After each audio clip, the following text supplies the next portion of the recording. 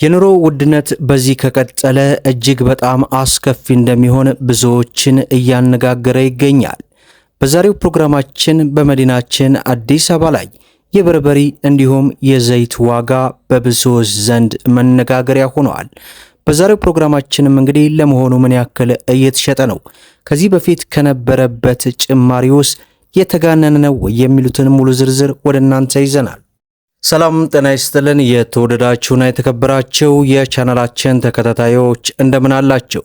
በዛሬው ፕሮግራማችን ላይ በመዲናችን አዲስ አበባ ላይ በብዙዎች ዘንድ መነጋገሪያ ስለሆኑት ስለ ዘይት እንዲሁም ስለ በርበሬ ሙሉ የዋጋ ዝርዝር ነው ይዤላችሁ የቀረብኩት።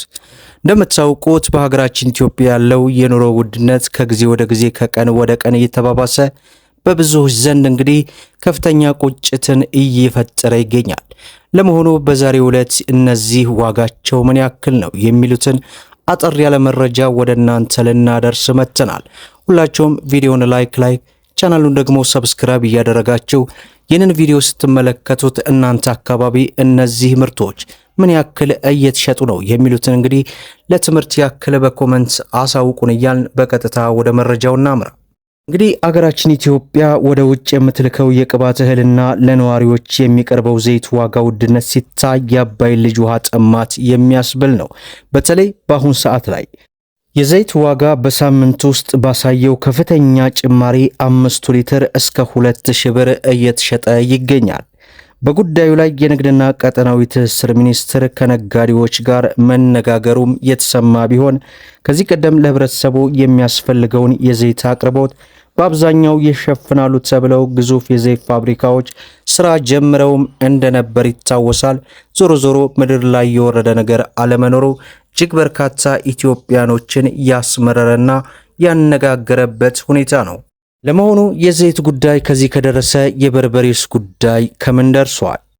በመዲናችን አዲስ አበባ ላይ እንግዲህ ጥሩ የተባለ በርበሬ በኪሎ 900 ብር እንደሚሸጥ የተለያዩ የመረጃ ምንጮች ቢያካፍሉንም የምርቱ ዋጋ ከባለፈው የክረምት ወቅት ጋር ሲነጻጸር መቀነሱን ነጋዴዎች ቢናገሩም የታህሳስ ወር የበርበሬ ምርት የሚሰበሰብበት ወቅት በመሆኑ ዋጋው ውድ የሚባል ነው ሲሉ ጣቢያችን ያነጋገራቸው እንግዲህ ሸማቾች ገልጸዋል። በባለፈው የክረምት ወር 1 ኪሎ በርበሬ በአዲስ አበባ ከ1000 እስከ 1500 ብር ሲሸጥ እንደነበርም ይታወሳል። በዚህም ቅኝት በተደረገበት ገበያ የ1 ኪሎ በርበሬ ከፍተኛ ዋጋ አሁን ላይ 900 ብር ሲሆን ዝቅተኛ የተባለው ደግሞ እስከ 680 ብር እየተሸጠ መሆኑንም ተረድተናል። ገበያው ላይ በስፋት የሌለና በበርካታ ሸማቾች ዘንድ ተመራጭ እንደሆነ የሚነገርለት የማርቆ በርበሬ በኪሎ 1500 ብር እንደሚሸጥ ነጋዴዎች ይናገራሉ። ሆኖም ይህ የበርበሬ አይነት ዋጋው ከፍ ያለ በመሆኑ አብዛኛው ነጋዴ እንደማይዘውን ገልጸዋል። ይሁን እንጂ ይህ የበርበሬ አይነት ለሚፈልጉ ደንበኞች በትዕዛዝ አስመጥተው የሚሸጡ እንዳሉም ነው የተረዳ ነው። ጠደሌ የተሰኘው የበርበሬ አይነት ደግሞ 1 ኪሎ 850 ብር እየተሸጠ መሆኑን ከነጋዴዎች ሰምተናል። በበርበሬ ምርት በሚታወቀው የማዕከላዊ ኢትዮጵያ ክልል በዘንድሮ የምርት ዓመት ከ32000 ሄክታር በላይ መሬት በበርበሬ መሸፈኑ አስታውቋል። በዚህም ከ400,000 ኩንታል በላይ ይሰበሰባልም ተብሎ ይጠበቃል። ይህ በመሆኑ በተጨባጭ ሁኔታ የምርት እጥረት የለም ሲሉ በምክትል ርዕሰ መስተዳድር ማዕረግ የግብርና ገጠር ልማት ክላስተር አስተባባሪና የግብርና ቢሮ ኃላፊ አቶ ኡስማን ተናግረዋል።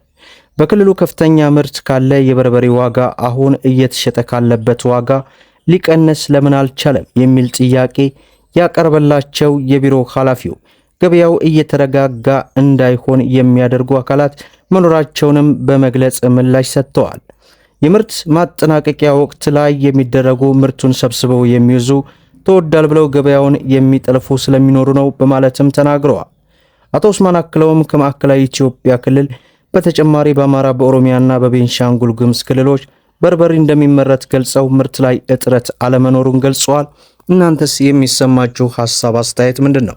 እንግዲህ በዛሬው ዕለት በዚህ በአዲሱ ቻናላችን ላይ በመዲናችን አዲስ አበባ ላይ ያለውን ወቅታዊ በተለይ የኑሮ ውድነት ህዝቡን እያማረረ ያለበት ሁኔታ ነው። ከዚህ ጋር ተያይዞ ነው እንግዲህ ቃኘት አድርገን ጥሩ የሆነን መረጃ ወደ እናንተ ያደረስነው። እንዲህ አይነት መረጃዎችን ይደርሳችሁ ሰብስክራይብ በማድረግ የኖቲፊኬሽን ማብራቷን ደግሞ ማብራታችሁን እንዳትዘነጉ እያልኩኝ ያስኩላችሁ መረጃን ይመስላል። እስከ ፍጻሜው ድረስ አብራችሁን ስለቆያችሁ ልባዊ ምስጋናችን እየሰጠን በሌላ ቪዲዮ እስከምንገናኝ ወሰላሙ አለይኩም ወራህመቱላህ